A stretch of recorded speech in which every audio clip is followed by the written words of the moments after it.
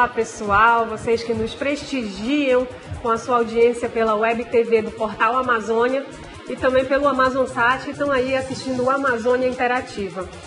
Hoje nós vamos falar a respeito de um assunto que está causando polêmica no país. Está todo mundo falando sobre, que é a epidemia de dengue. Nós vamos falar sobre as lições que a Amazônia tem para ensinar para o resto do país em relação ao combate à doença.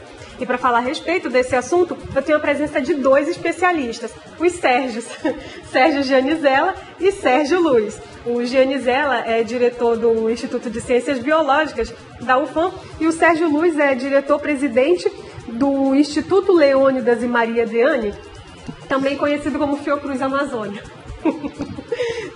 Então, gente, antes da gente dar continuidade ao programa, eu quero mostrar para vocês duas matérias que foram bastante acessadas durante a semana no portal. Olha só, falavam a respeito de dengue. Olha só. A respeito do número de notificações da doença que reduziram aqui em Manaus. E a respeito da região norte. Olha só, interessante, né?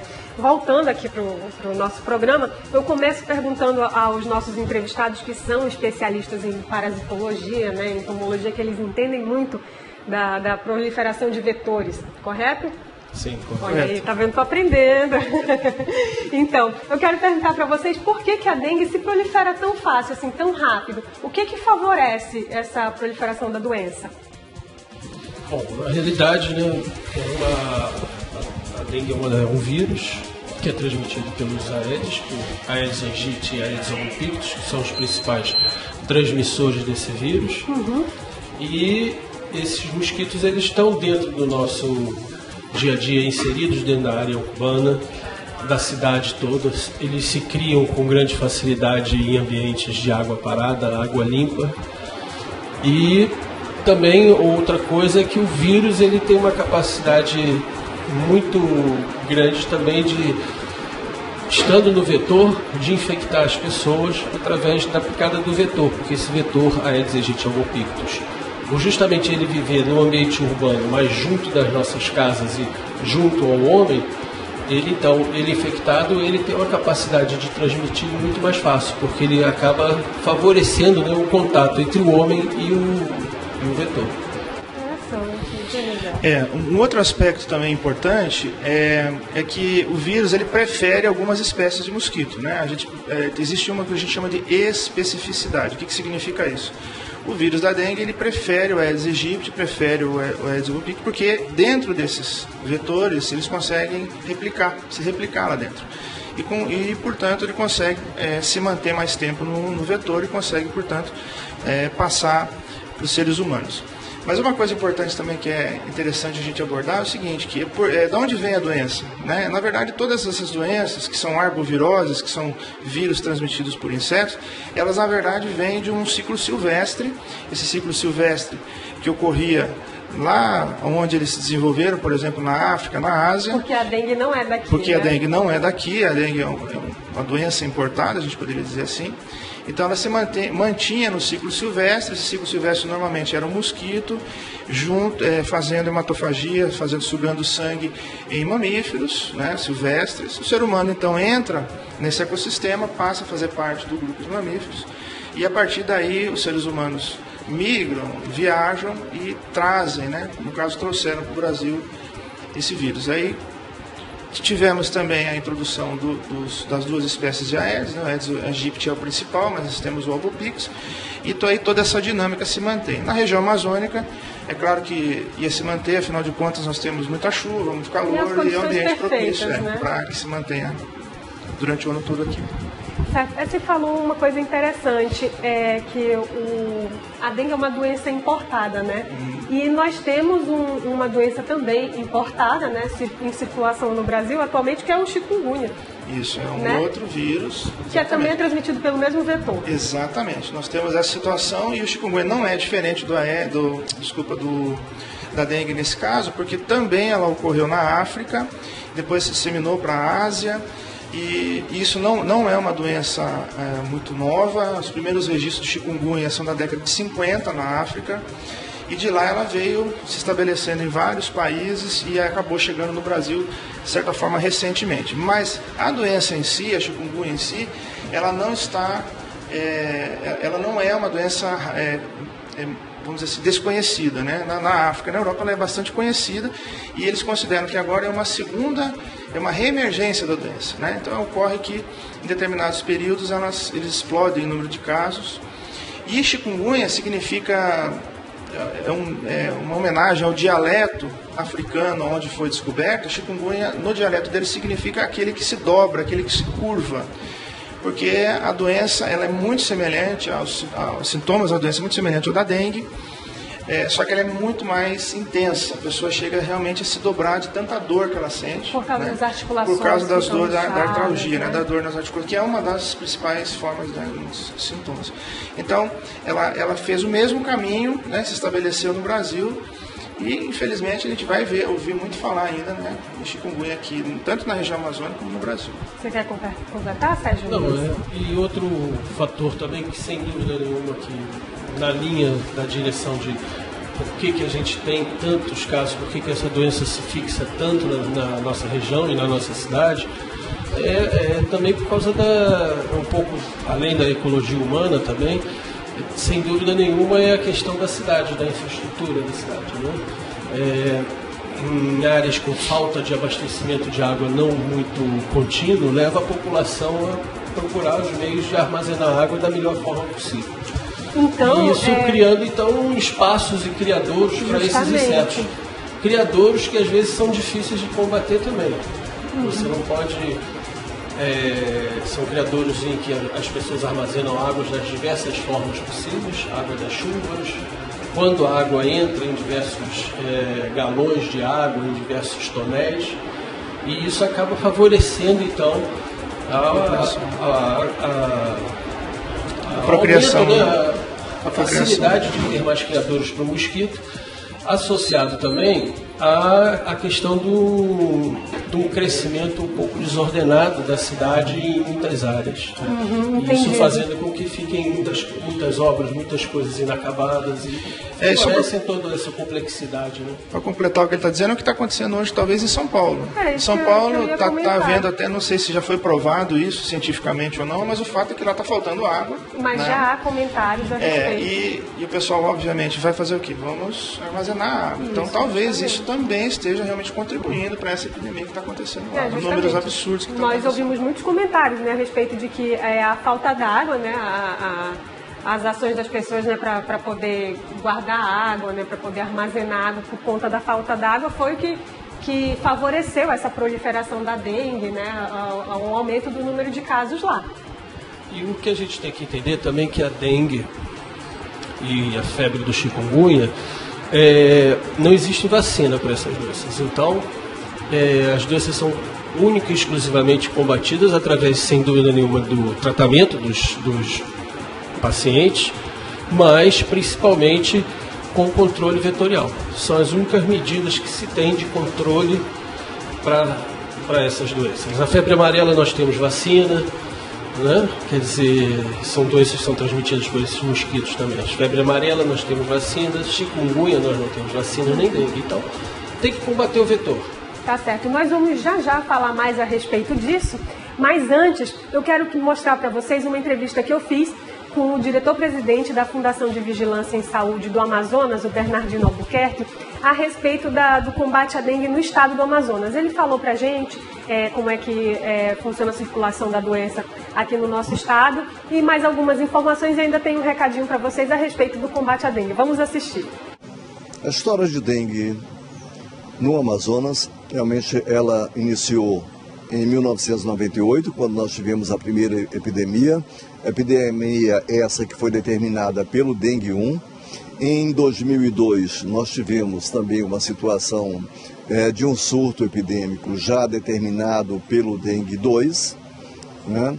E nesse momento nós começamos a ocorrência de casos graves aqui no estado, né? Sequencialmente, em 2007 nós também tivemos uma elevação dos casos e finalizando com o nosso maior surto, que foi no ano de 2011, em função da entrada do dengue 4 aqui no estado. Né? Como nós sabemos, a questão da dengue, nós temos a possibilidade teórica de ter pelo menos 4 vezes, né? Porque um vírus não protege contra o outro. Então, hoje nós convivemos já com a circulação dos 4 sorotipos virais no país e no estado do Amazonas. A questão do combate à dengue, né? O estado do Amazonas tem uma experiência extremamente importante e gratificante, né? Até porque esse combate ele realmente vem se fazendo de uma forma integrada entre Estado, município, as secretarias que realmente têm uma interface importante no controle da doença, como a questão da limpeza urbana. Trabalhamos muito com o Corpo de Bombeiros, né? Em algumas situações também tivemos a participação efetiva das Forças Armadas, Exército, Marinha, Aeronáutica, né? E eu acho que o principal é exatamente essa questão da conscientização da população, né, de seu papel no que diz respeito ao controle da doença.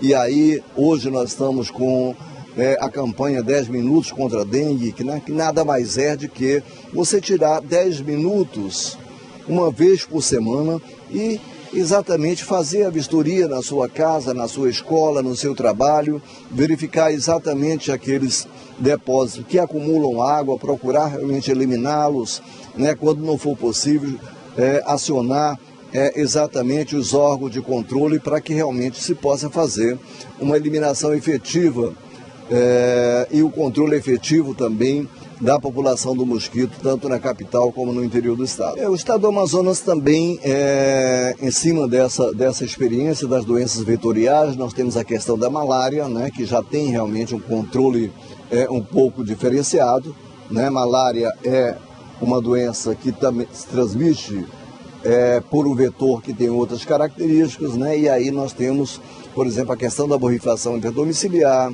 da termonebulização, o diagnóstico e tratamento precoce, né? Febre amarela também é uma doença por vetor, mas nós temos uma arma extremamente potente, que é a questão da vacinação, e o estado do Amazonas realmente tem casos esporádicos de febre amarela, isso em função da cobertura vacinal contra a febre amarela em nosso estado, que é extremamente eficaz, eficiente, né?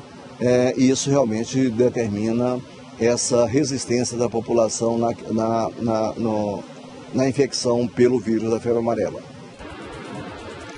É isso, então, gente. Eu agradeço à Fundação de Vigilância em Saúde, ao diretor-presidente, Bernardino Albuquerque, por ter concedido a entrevista para a gente, dado esse recadinho, e a gente aqui reafirma, né? 10 minutos contra a dengue não custa nada, tá? Então, continuando aqui, uma das coisas que o Bernardino me falou, fora do vídeo, é que a oscilação do número de casos no estado tem a ver com o tipo de vírus da dengue, né, em circulação. São 4 tipos de dengue que a gente tem, eles são diferentes, eles são todos iguais. Por que são 4 tipos se a gente pensa que a dengue é só uma doença, uma mesma doença? Como é que isso funciona? Na realidade é uma doença única, mas ela pode ser causada por 4 subtipos virais. Né? Subtipos? Sorotipos que chamam cientificamente, mas de modo geral não sim. A mesma doença é causada por 4 subtipos diferentes. E tem sintomas diferentes? Ou a gente só pode saber disso através de um exame de sangue? É só através do exame de sangue que você consegue identificar o tipo de vírus, né? O que acontece é o seguinte, não interessa qual vírus você pegue pela primeira vez.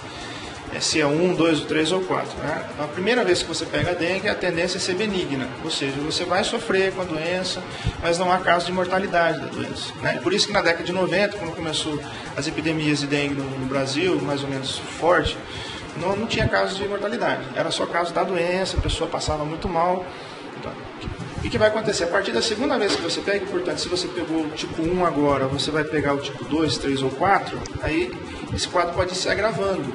Né? E chegar a um quadro que a gente chama de febre hemorrágica, e aí pode gerar um óbito. Né? Por quê? Porque cada vírus vai produzir um tipo de anticorpo diferente no organismo. Então aquilo que você produz para o 1 não serve para o 3, para o 4 e para o 2. A boa notícia é o quê? Se você pegar 4 sorotipos diferentes, você está imunizado contra a dengue. Então, né? Teoricamente, a gente só pode ter dengue 4 vezes na vida. Exatamente. Teoricamente. Mas também o lado ruim é que também você pode... Será que você vai sobreviver, né? Você pode voltar a pegar um outro vírus novamente. Perfeito. Depois de um longo tempo, Perfeito. a população pode... Você que já Olha teve um só. subtipo 1, depois de um longo tempo, é o que se chama já na imunológica, você tem uma possibilidade de voltar a pegar, adquirir um outro subtipo, se estiver circulando. E é cada vez que a gente pega, se torna mais grave, tem mais risco? Pode se tornar mais grave. É isso. Agora, fazendo a comparação, já que a gente falou do chikungunya, é mais ou menos a mesma coisa. Só que no chikungunya, que eu tenho conhecimento, talvez o Dr. Sérgio fale mais isso, mas eu não tenho conhecimento de que haja sorotipos diferentes. Só existe um. E acontece a mesma coisa, só que o que acontece é que a taxa de mortalidade também é muito pequena, em torno de 1% dos casos. Então, inicialmente você vai ter casos e casos e casos, e se isso se estabelecer, pode haver mortalidade no futuro também por conta disso. O Sérgio Luiz tem um trabalho interessante no combate ao mosquito da dengue, né? Fala mais pra gente a respeito desse trabalho, Sérgio. Quando é que a gente vai poder usar no Brasil inteiro o resultado dessa pesquisa? Esse trabalho começou há alguns anos, bastante anos atrás, em que a gente começou a tentar criar uma base de dados da dinâmica populacional de Aedes aqui na cidade de Manaus. Nós dividimos a cidade em 4 bairros de características de paisagens e questão de dados de abastecimento de água e populacionais, e cruzamos esses dados, trabalhamos em 4 áreas diferentes. E depois nós ficamos trabalhando apenas num bairro, que foi o bairro de Tancredo Neves, e não no bairro todo, em uma área do bairro de Tancredo Neves, aqui em Manaus, para conseguir ter uma base de dados boa, né? Uma base de dados em que você possa avaliar qualquer tipo de intervenção, qualquer outra ação que seja feita, você tem a condição de avaliar e falar, realmente isso aconteceu desse modo, né? Então, depois de muitos anos, mais de 4 anos trabalhando nessa mesma área, nós, buscando a literatura, nós tínhamos visto que nos anos 90 tinha um trabalho de um pesquisador japonês que mostrou que o mosquito podia carregar inseticida, isso ele demonstrou dentro do laboratório. E um grupo no Peru fez num pequeno espaço, num cemitério, mostrando que isso poderia ser, isso foi reproduzido dentro do campo. E depois, nós, então, tendo a nossa base de dados no bairro do Tancredo Neves, o que a gente fez? A gente construiu essa mesma metodologia lá. É uma coisa simples. É um balde com água que se torna... É uma reprodução de um tipo de criadouro que o mosquito gosta, revestindo internamente esse balde com um pano preto, e aplicamos um inseticida, piriproxifene, né, nesse pano todo, né? Aí, isso o que acontece? O mosquito vem para desovar, para colocar os ovos nesse criadouro que ele identificou, e ele encosta, ele não vai direto na água, ele encosta na parede, encosta aqui, encosta ali. E com isso ele acaba o quê? Esse inseticida impregna as patas e o corpo do inseto. Quando isso acontece, ele sai ali daquele criador e ele vai botar ovos em outro criador. Porque o Aedes aegypti e o Aedes albopictus, que são os transmissores do vírus da dengue, eles não colocam os ovos só num lugar. Eles colocam em vários locais. Isso talvez até é uma característica do vetor para preservar a espécie, né? Quanto mais criadouros ele colocar os ovos, mais sucesso vai ter a população dele de crescer. E aí, então, o que a gente fez? Então, a gente colocou essas armadilhas, como a gente tinha uma área em que a gente trabalhava, em que a gente chama área controle nossa, nós colocamos no meio dessa área controle 100 unidades, estações disseminadoras, que é o que como a gente está chamando essas armadilhas com inseticida na borda, no pano, e continuamos a monitorar. E aí a gente viu que o que acontece? A gente viu em armadilhas dispostas a mais de 400 metros de distância que aquela água estava contaminada. Como que a gente viu isso? Por quê?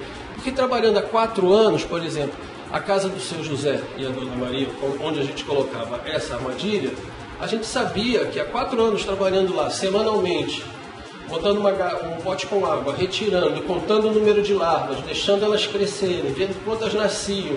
A gente tinha uma base de dados em que a gente sabia que ali, um exemplo, de 100 larvas que a gente pegava, 90 nasciam mosquitos. Quer dizer, tinha 10% de mortalidade só.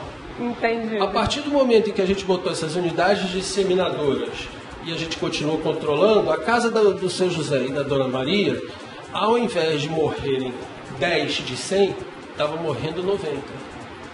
E esses insetos, esse inseticida, na realidade, ele é um larvicida. Ele não mata o mosquito adulto. Ele mata as larvas. De que forma? Ele faz com que a larva, ele é um hormônio juvenil, que a larva continue crescendo. Porque o ciclo do mosquito é ovo, larva, pupa e adulto. Então ele eclode naquela água, vai eclodir a larva vai crescer, mas a larva não vai passar para o estado adulto. Ela vai continuar crescendo, aí ela morre. Morre, sim. Se ela passar para o estado de pupa, a pupa morre. Então, assim que a gente controlava, a gente sabia que as armadilhas, as unidades disseminadoras de inseticidas que foram colocadas no centro da nossa área de estudo, assim que a gente sabia que ela estava funcionando. Então, mas o bairro do Tancredo Neves e a área que a gente estava trabalhando dentro do bairro do Tancredo Neves, vocês podem imaginar, é uma ilha, né? Isso. No meio de um oceano de urbanização da cidade. Com certeza. E quando é que a gente vai poder importar essa sua técnica para outros estados, como por exemplo em São Paulo? Funcionaria em outras cidades? Olha, é um pouco difícil ainda responder essa pergunta, porque a gente trabalhou numa escala, né, de bairro, uma área dentro do bairro. Aí agora nós estamos trabalhando numa escala de cidade.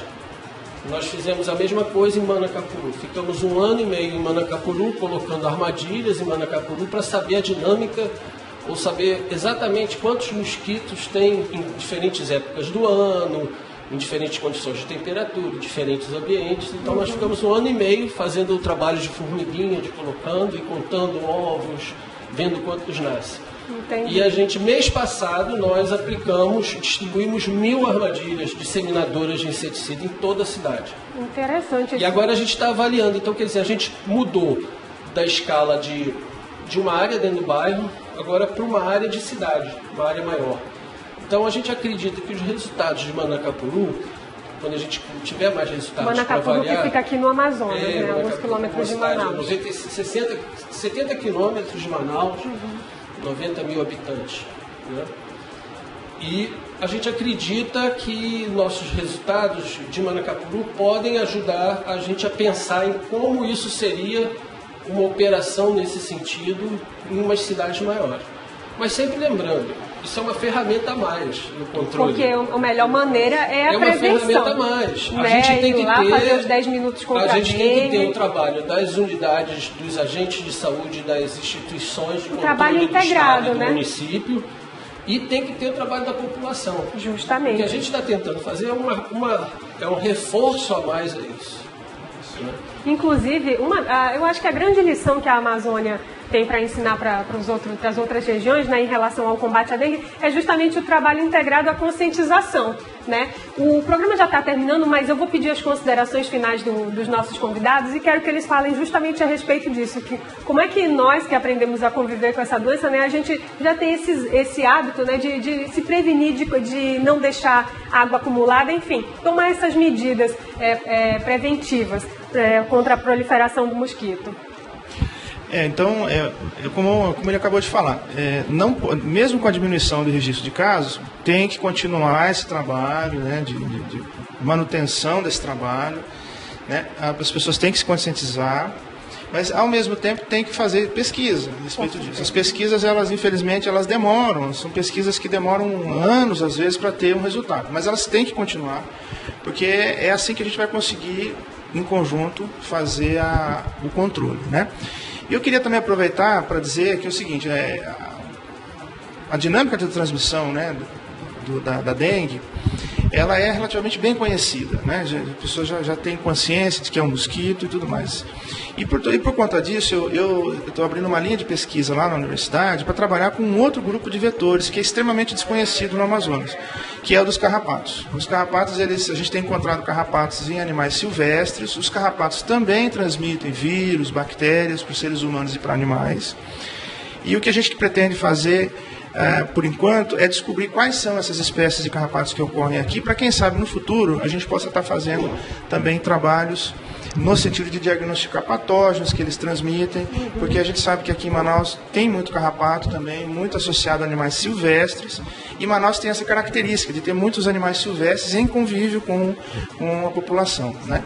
Então a gente está pretendendo, a gente está abrindo essa linha de pesquisa e a gente espera que em pouco tempo a gente já está tendo resultados de, pelo menos, de conhecer esses novos vetores. Okay? Interessante isso. Obrigada, Genisela. Luiz.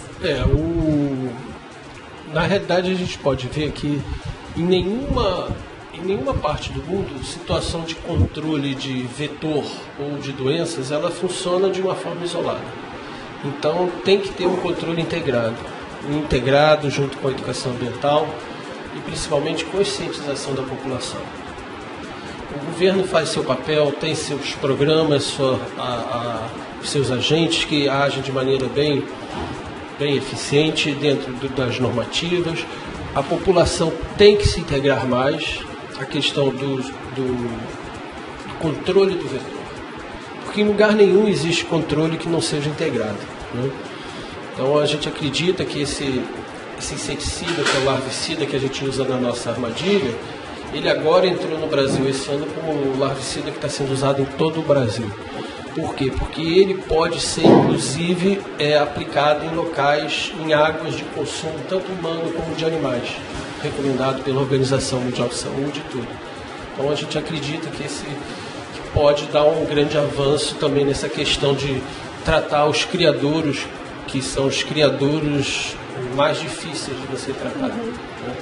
E outra coisa também, com a possibilidade do mosquito levar o inseticida para outros criadouros, essa é uma possibilidade que talvez dê um grande reforço nas campanhas de controle, porque muitos criadores são inacessíveis. E a gente não consegue ver. A gente não sabe por onde o mosquito anda. Eles estão, às vezes, dentro de um terreno baldio que você não consegue ver num matagal ou numa lata de água. Uma caixa d'água descoberta no fundo da casa. Então, quer dizer, talvez isso pode ser uma ferramenta que, aliada às medidas de controle e às ações da população, eu acho que a gente pode ser que a gente tenha sucesso. Bacana, então. Gente, eu agradeço a presença de vocês, Sérgio Genisela e Sérgio Luiz. O FAM já veio aqui, já é velha conhecida aqui do nosso programa, mas é a primeira vez que a Fiocruz está representada aqui no nosso programa e eu espero que seja a primeira de muitas, né? Obrigada, pessoal. Tenho certeza que a gente acrescentou bastante ao repertório, ao conhecimento dos nossos internautas. Pessoal, obrigada pela audiência de vocês. Continuem nos acompanhando pelo portal amazônia.com. Estamos nas redes sociais, Facebook, Twitter e Instagram. É só você nos procurar Portal Amazônia, tudo junto, que você vai nos encontrar. Além disso, eu quero lembrar vocês que nós temos o aplicativo Eu Amazônia disponível na Apple Store e no Google Play. É só você entrar lá, baixar e nos contar o que está acontecendo aí na sua cidade, no seu município, aí no seu estado aqui da Amazônia. Vá lá, fale a respeito de segurança, trabalho, mobilidade urbana, trânsito, cheia. Vocês podem falar a respeito do que está sendo comentado aí na cidade de vocês. Mande o texto, mande a foto, quem sabe essa sua notícia, essa sua informação não vira pauta aqui num dos veículos do AmazonSat. Pode ser no AmazonSat, no Portal Amazônia, na CBN Amazônia, quem sabe, não é verdade? E também continuem mostrando a Amazônia pelo melhor ângulo, que é o de vocês. Postem as fotos da cidade de vocês, das paisagens, nas redes sociais com a hashtag Minha Amazônia ou mande para o e-mail minhaamazônia@portalamazônia.com. E é isso, pessoal. Mais uma vez, obrigada e até mais.